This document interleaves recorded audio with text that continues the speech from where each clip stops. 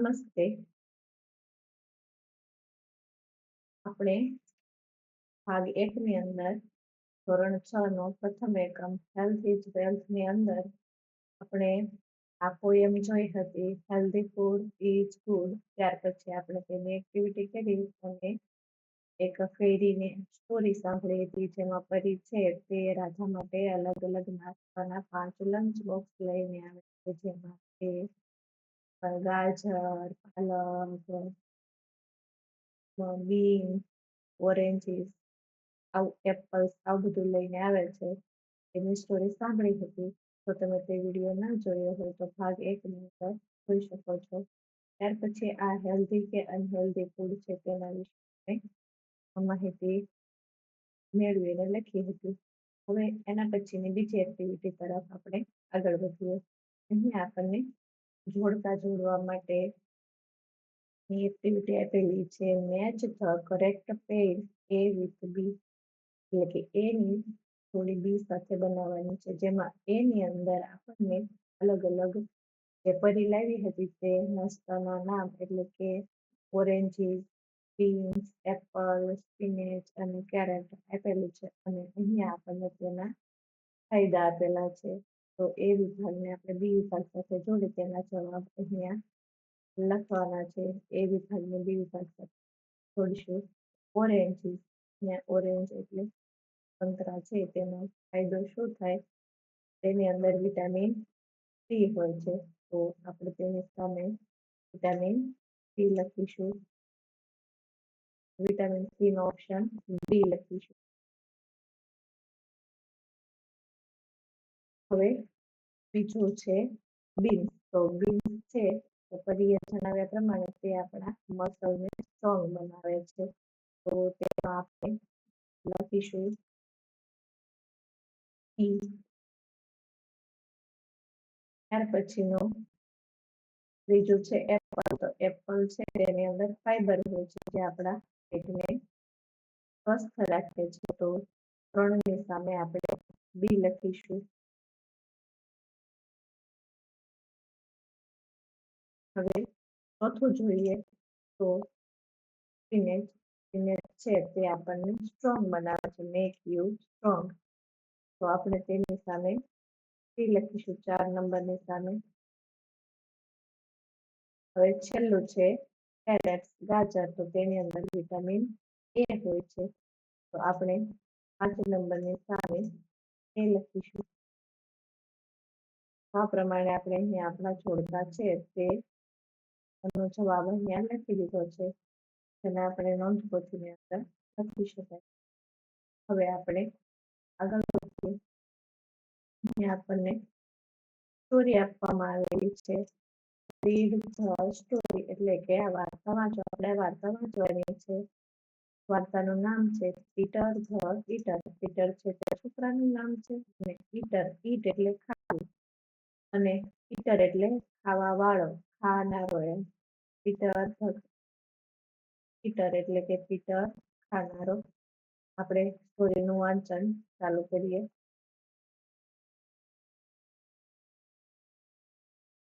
Once Peter goes to a doctor.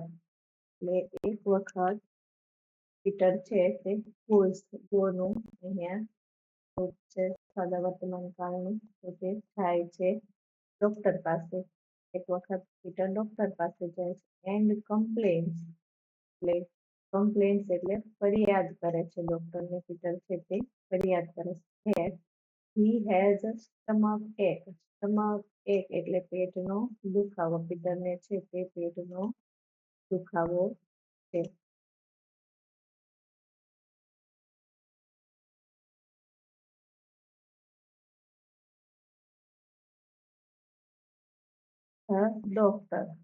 The doctor inquires of him.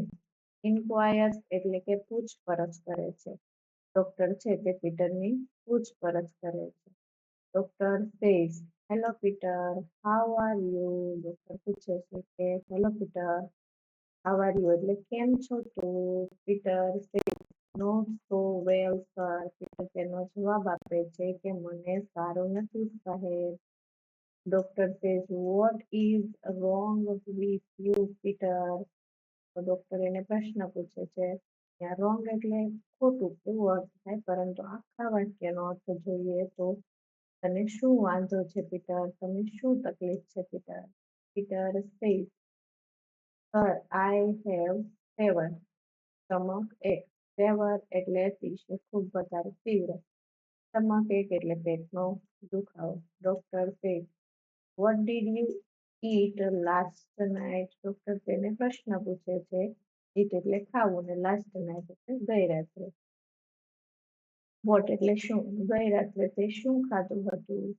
Peter says, sir I had only 3 sandwiches. Only એટલે ફક્ત. Peter અહીંયા ફક્ત કહે છે. 3 sandwiches, 3 sandwich. અહીંયા આપણે આખા વાક્યનો અર્થ જોઈએ તો આઈ હેડ ઓનલી 3 સેન્ડવિચીસ એટલે મેં ફક્ત 3 સેન્ડવિચ ખાધી હતી. Doctor says, at what time? Doctor તેને સમય પૂછે છે કે કયા સમયે?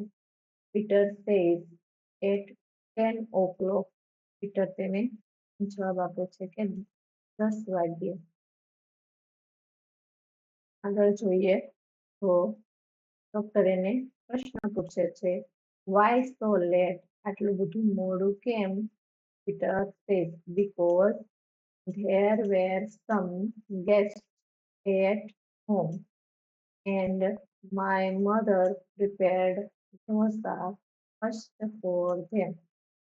તો પીટર એને ડોક્ટરે પૂછ્યું આટલું બધું મોડું કેમ? તો તેનો જવાબ તે આવી રીતે આપે છે, કારણ કે અમારા ઘરે થોડા મહેમાન હતા અને મારા મમ્મીએ તેના માટે ઢોસા બનાવ્યા હતા. ડોક્ટર સે, did you it any dosa? Doctor તેને પ્રશ્ન પૂછે છે કે હું તે એની એટલે એક પણ ઢોસા ખાધો હતો? પીટર સેઝ, પીટર કહે છે, sir I don't like dosa much, so I took only 2 dosas. Peter એનો જવાબ આપે છે કે સર મને ઢોસા બહુ પસંદ નથી. તો એટલે તેથી I took only 2 dosas. તેથી મેં માત્ર only એટલે ફક્ત કહે છે તે જ ઢોસા ખાધા હતા. Doctor says, but if you don't like dosa, why did you eat 2 dosa? Doctor એને પ્રશ્ન પૂછે છે કે જો તને ઢોસા પસંદ નથી તો તે 2 ઢોસા કેમ ખાધા? Peter says, sir I did so because. Peter એને જવાબ આપે છે મેં આવું કર્યું કારણ કે આઈ હેડ ટેકન ઓનલી 1 પીઝા. કારણ કે અહીંયા હેડ ટેકન એટલે એનો અર્થ આપણે ખાવાના અર્થમાં લેવાનો છે. એટલે તો લેવું એમ થાય, પણ ખાવાના અર્થમાં લેવાનો છે કે મેં માત્ર એક જ પીઝા ખાધો હતો. We all had snacks in the garden. તો તેને જણાવે છે કે અમારી પાસે નાસ્તો હતો. એવો અર્થ નથી લેવાનો આપણે અહીંયા, એવો અર્થ લેવાનો છે કે અમે નાસ્તો કર્યો હતો. ઇન ધ ગાર્ડન એટલે બગીચામાં. એટ 7 PM 5 વાગે. તો I was very hungry. Hungry એટલે ભૂખ્યું થવું. વેરી હંગ્રી એટલે ખૂબ ભૂખ્યું થવું. તો હું ખૂબ ભૂખ્યો થયો હતો. 7 વાગે તેણે એક પીઝા ખાધા હતા એટલે એને ભૂખ લાગી એટલે એને 2 ઢોસા ખાધા. ત્યાર પછી એને બહુ ખાતા નહોતા એટલે ભૂખ્યો રહી ગયો હતો એટલે 10 વાગે તેને 3 સેન્ડવિચ ખાધી. આવો અર્થ અત્યાર સુધીમાં આપણે થયો. હવે આપણે આગળ વધીએ.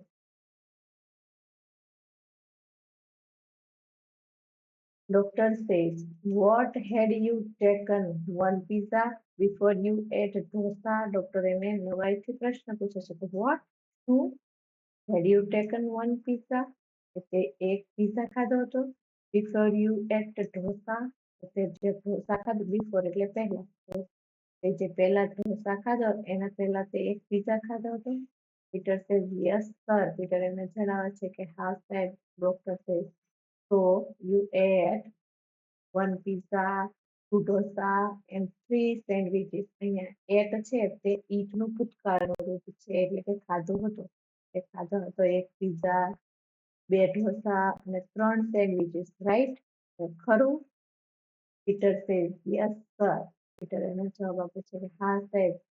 Doctor says when your stomach ache is natural, તો પછી તારો જે આ stomach ache છે, પેટનો દુખાવો છે તે નેચરલ છે. નેચરલ એટલે કે સ્વાભાવિક છે. તને આ પેટનો દુખાવો થાય જ કારણ કે તે આટલું બધું ખાધું હતું, એવો અર્થ ડોક્ટરનો છે. Peter says but sir, I haven't taken anything after taking a glass full of milk with bread and butter this morning. તો હવે પીટર એને જણાવે છે કે this morning એટલે આ સવારથી મેં એક પૂરો દૂધનો ભરેલો ગ્લાસ બ્રેડ અને બટર સાથે ખાધું. ત્યાર પછી મેં એનીથિંગ એટલે કાંઈ પણ, આફ્ટર એનીથિંગ એટલે ત્યાર પછી મેં કાંઈ પણ ખાધું નથી. Doctor says milk with bread and butter. Doctor એને આશ્ચર્યથી પૂછે છે કે મિલ્ક એટલે દૂધ, બ્રેડ અને બટર સાથે. દૂધ, બ્રેડ અને બટર સાથે લીધું. ઓ પીટર, અરે પીટર, આઈ વિલ ગો મેડ. હું મેડ એટલે અહીંયા પાગલ થઈ જઈશ એવો અર્થ લેવાનો છે. ઇફ યુ સ્પીક એનીથિંગ નાઉ, હવે જો તું કઈ બોલીશ તો હું પાગલ થઈ જઈશ. Take this medicine and go away. Take એટલે લે, ધીસ મેડિસિન એટલે આ દવા, એન્ડ ગો અવે એટલે અને દૂર થઈ જા, ચાલ્યો જા. Peter says thank you sir. Peter તેને ડોક્ટરનો આભાર માને છે કે તમારો આભાર સાહેબ. Should I eat anything before I take this medicine? એનો પ્રશ્ન પૂછે છે. એનીથિંગ એટલે કાંઈ પણ ને બિફોર એટલે પહેલા. તો મારે કાંઈ પહેલા ખાવું જોઈએ આ દવા લેતા પહેલા? પૂછે મારા દવા લઉં એ પહેલા મારે કંઈક ખાવું જોઈએ? Will it be harmful if I take it on a hungry stomach? Harmful એટલે નુકસાનકારક. તો પીટર એને પ્રશ્ન પૂછે છે કે જો હું આ ખાલી પેટે આ દવા લઈશ તો તે મને નુકસાનકારક થશે? હવે અહીંયા કૌંસની અંદર ડોક્ટરના વર્તનનું વર્ણન આપ્યું છે. Doctor looks at Peter angrily. Doctor છે તે પીટર તરફ ગુસ્સાથી જોવે છે. And Peter quickly goes out of the room. Peter છે તે ક્વિકલી એટલે ઝડપથી રૂમની બહાર ચાલ્યો જાય છે. તો આ સ્ટોરીની અંદર પીટર કેટલો બધો ખોરાક ખાય છે તેની વાત આપી છે, અને એટલો બધો ભારે ખોરાક ખાવાથી તેને પેટનો દુખાવો થાય છે એ વાત આપણે જોઈ. હવે આના આધારે આપણે પ્રશ્નોના જવાબ આપવા માટેની એક્ટિવિટી આપણને અહીંયા આપેલી છે. Complete the answers to these questions. અહીંયા આપણને જે 5 પ્રશ્નો આપ્યા તેના જવાબ આપણે પૂરા કરવાના છે. અધૂરા જવાબ આપેલા છે. આપણે સ્ટોરીને યાદ કરી અને આ જવાબને પૂરા કરીશું. Who came to Peter's home? તો પીટરના ઘરે કોણ આવ્યું હતું? તો પીટરના ઘરે થોડા મહેમાન આવ્યા હતા. તો આપણે લખશું પીટરના ઘરે some guests, થોડા મહેમાન, some guests came to Peter's home. થોડા મહેમાન પીટરના ઘરે આવ્યા હતા. બીજો પ્રશ્ન છે what did Peter eat last night? ગઈ રાત્રે પીટરે શું ખાધું હતું? તો આપણે પીટરે ખાધેલી દરેક વસ્તુના નામ લખીશું. Peter ate 1 pizza, 2 dosa, 3 sandwiches. પીટરે છે તે 1 પિઝા, 2 ઢોસા અને 3 સેન્ડવિચીસ છે તે ખાધા હતા the last night. When did Peter eat sandwiches? પીટરે છે તે ક્યારે સેન્ડવિચીસ ખાધી હતી? અહીંયા વહેન પૂછે છે. વહેન એટલે આપણને સમય પૂછે છે. તો સેન્ડવિચીસ એણે રાત્રે 10 વાગે ખાધી હતી. તો at 10 o'clock.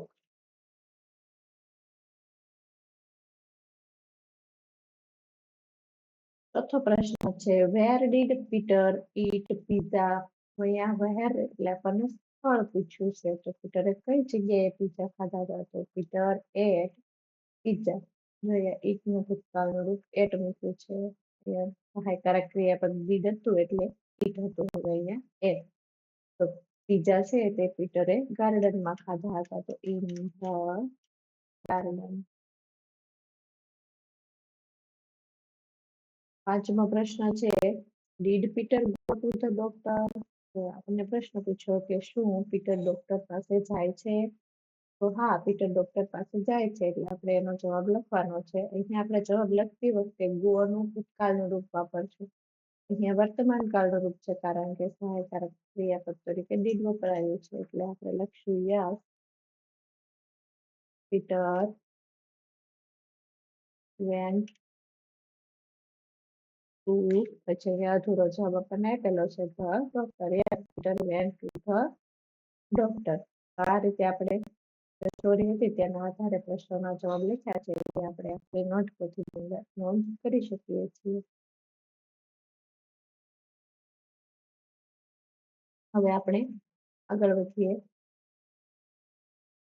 આપણને ત્યાર પછીની બીજી એક્ટિવિટી આપેલી છે યુઝ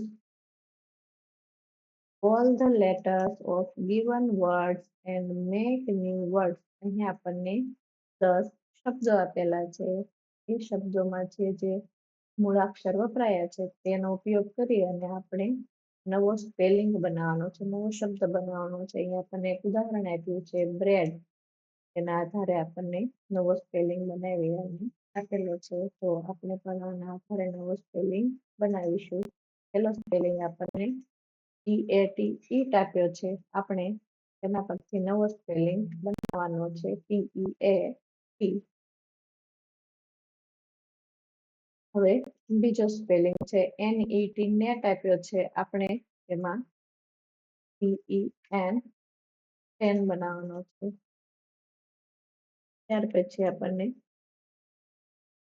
ત્રીજો સ્પેલિંગ આપેલો છે TOP ટોપ. આપણે તેના આધારે નવો સ્પેલિંગ બનાવવાનો છે POT પોટ. ચોથો સ્પેલિંગ આપણને DOSA ઢોસા આપેલો છે. આપણે તેના આધારે નવો સ્પેલિંગ બનાવીશું SODA સોડા. પાંચમો સ્પેલિંગ આપણને આપેલો છે POST પોસ્ટ.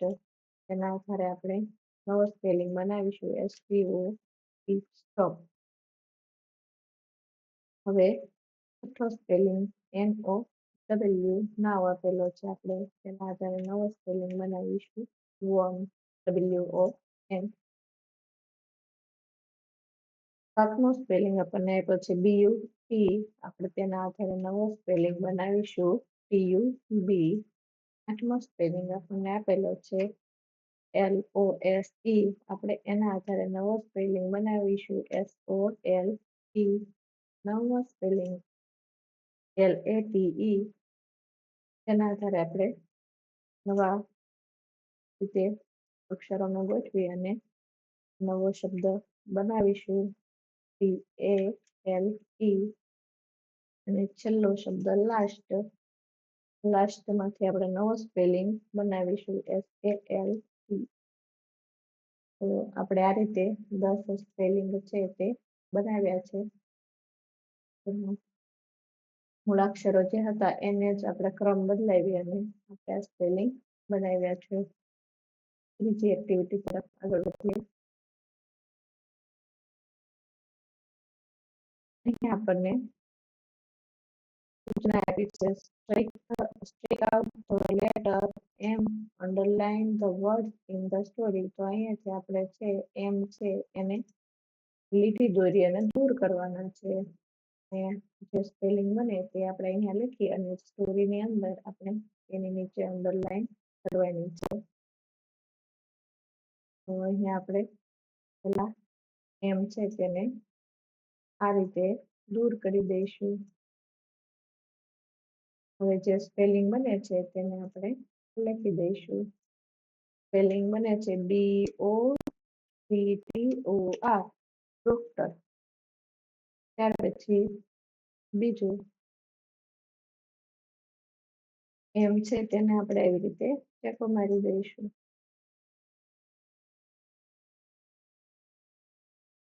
અને હવે સ્પેલિંગ છે બાકીના મૂળાક્ષરો વધ્યા છે તેને લખી અને સ્પેલિંગ લખીશું HUNGRY. હંગરી હંગરીનો સ્પેલિંગ બન્યો છે. ત્રીજો સ્પેલિંગ જોઈએ એમાં એમ દૂર કરી દીધા તો આપણે બાકીના વધેલા મૂળાક્ષરો છે PIZZA પિઝા. ચોથો સ્પેલિંગ એમાંથી આપણે એમ છે તેને દૂર કરી દઈએ. એમ દૂર કરતા જેટલા મૂળાક્ષરો વધે છે તેનો સ્પેલિંગ બનાવી અને આપણે અહીંયા લખી દઈએ.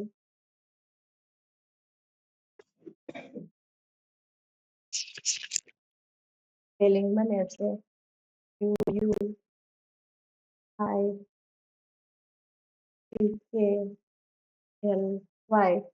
ક્વિકલી. ત્યાર પછી ચલો પાંચમો સ્પેલિંગ એમાંથી આપણે એમ છે તેને દૂર કરી દઈએ તો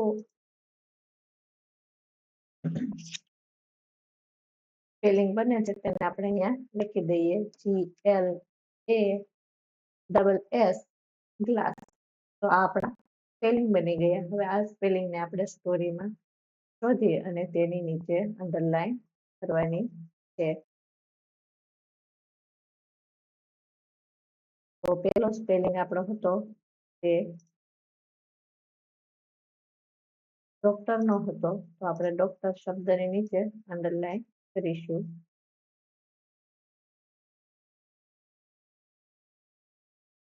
બીજો સ્પેલિંગ જોઈએ તો તે હંગરીનો છે તો આપણે હંગરી શબ્દ શોધી અને તેની નીચે અંડરલાઈન કરીશું.